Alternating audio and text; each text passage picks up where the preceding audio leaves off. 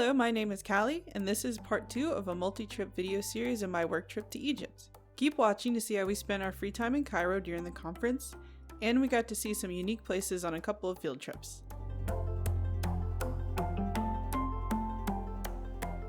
Day 1 of the conference was a full lineup of educational presentations back to back. And I might also have been dealing with the consequences of not being very careful about the food I ate, but luckily a quick trip to the pharmacy cleared that right up. We finished the day with some beer at the hotel bar. Day 2 was a bit more exciting for me as I gave my first presentation at a scientific conference and presented on a project my boss and I had been working on for over a year.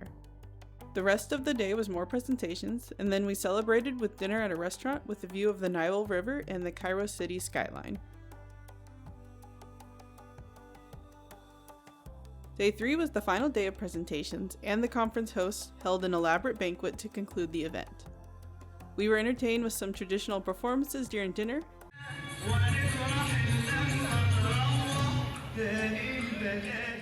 and I got this clip of my boss almost being whacked in the face during one performance.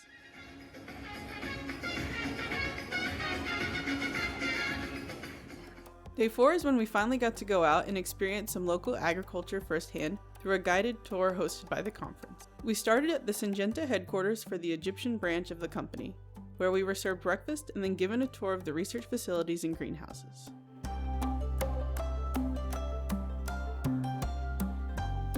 They have several acres of research plots on site for various seed and crop trials. My favorite portion of the tour was the nematology lab, as that was the field I was working in at the time.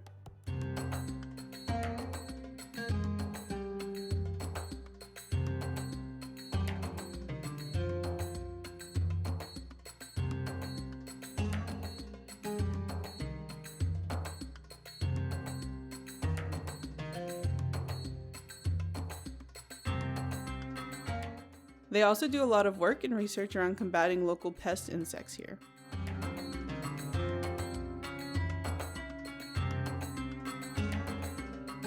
Then it was time to hop back on the bus and head to our next destination.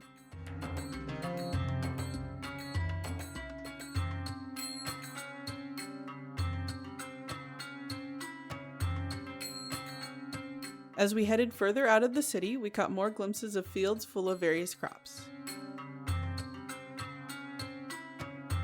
Our next destination was a family-owned, large-scale farming operation where upon getting off the bus, we were offered fresh dates. I had only ever had dried dates and didn't know they were actually yellow. I admittedly did not enjoy the fresh ones as much as the dried ones, but it was still a cool experience. Then they gave us a guided tour of the property. The bags on the trees seen here are covering growing dates to protect them from pests and prevent premature ripening. We wrapped up the tour and gathered for a group photo.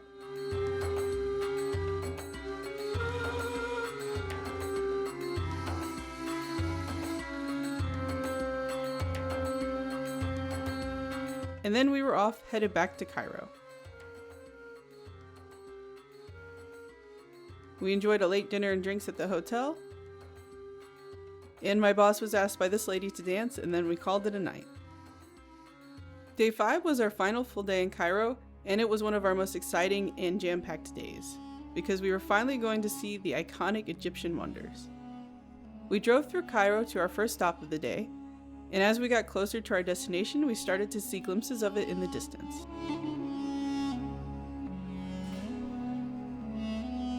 And before we knew it, the Great Pyramids of Giza were right in front of us.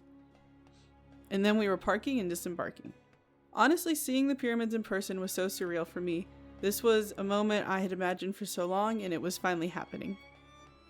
The tour company the conference used provided us with a tour guide who gave us some history on the pyramids, and then set us free to explore on our own.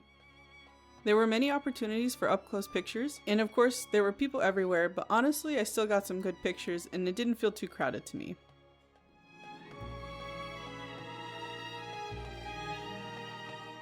There are 2 common attractions at the pyramids that you'll experience, the first being the camel and horse rides. You can do these rides, but know that you need to settle a price for getting on and off the animal beforehand.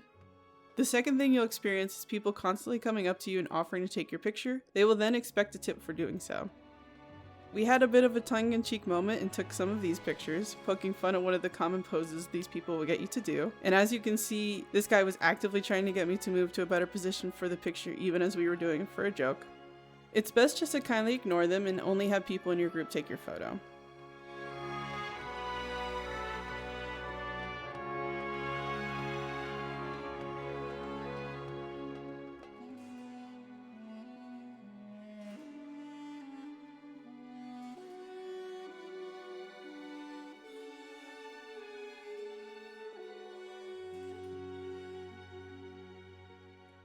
Then it was time to move to our next pyramid-oriented stop, which was also one of my favorite views.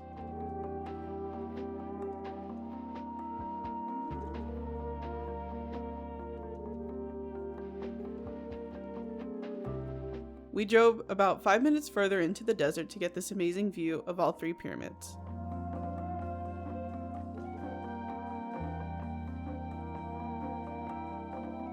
This is also one of the main locations to do camel rides, which our tour guide arranged for those in our group who were interested. I opted not to because you will smell like a camel the rest of the day and we had a long day ahead of us. But here's my boss getting on a camel.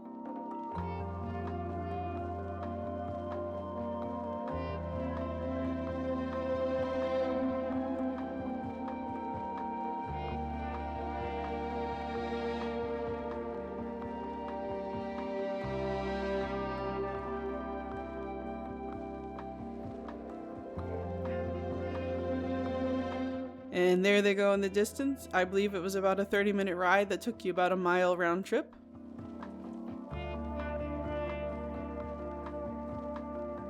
And while they were riding camels, I went with some other people in our group on a trek further down the sand dunes and away from the main crowd of people to get some better pictures and videos.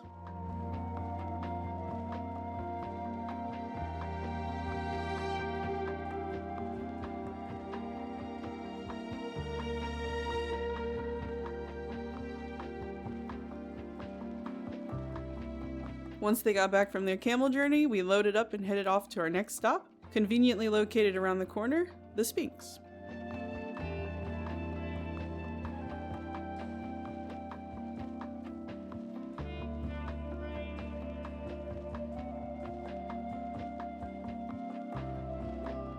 Our tour guide led us past various souvenir booths and through the Mena House entrance, which is the last threshold you go through before seeing the Sphinx up close.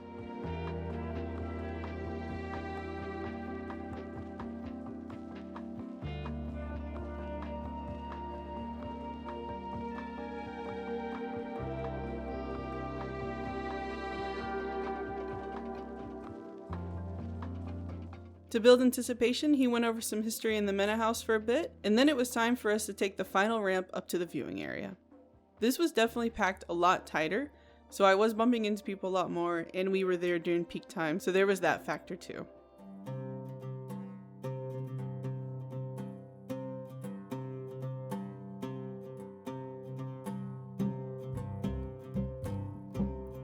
But nonetheless, another bucket list item was ticked off the list. Here you see some people at the feet for scale.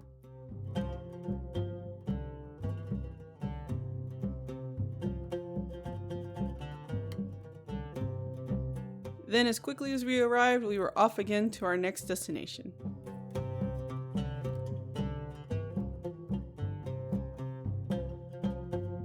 We headed back into the central part of Cairo to visit a papyrus shop.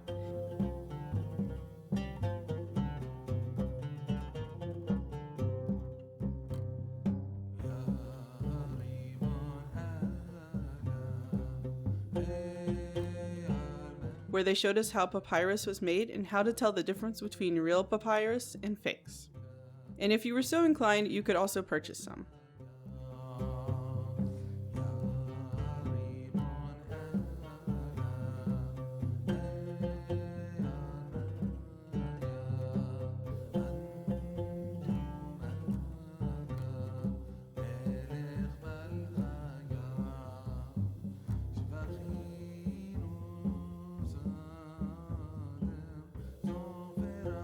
Then we were back on the bus, headed to the National Museum of Egyptian Civilization.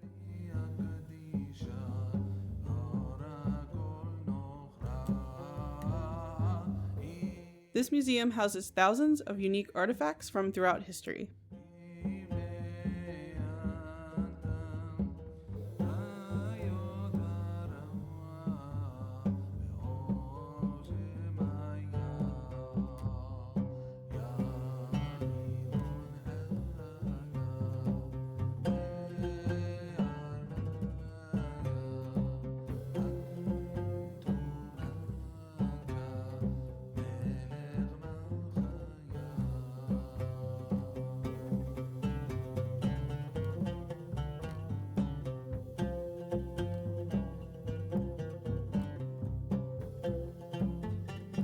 It also showcases a few dozen mummies in the basement.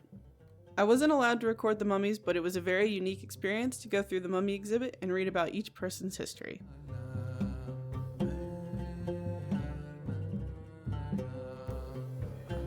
Then we were off again, and admittedly, at this point I was getting pretty hangry, as you can see from the Snapchat I sent my sister.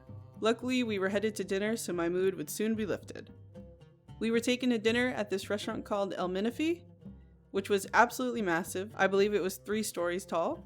There we were served family style, and after a long day and some sleep deprivation, we had a bit too much fun with some of the dishes.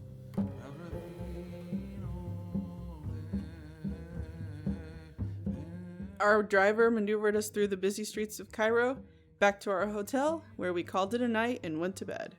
Stay tuned for the next video part, as we wrap up our trip in Egypt with a day trip to Luxor. Thanks for watching!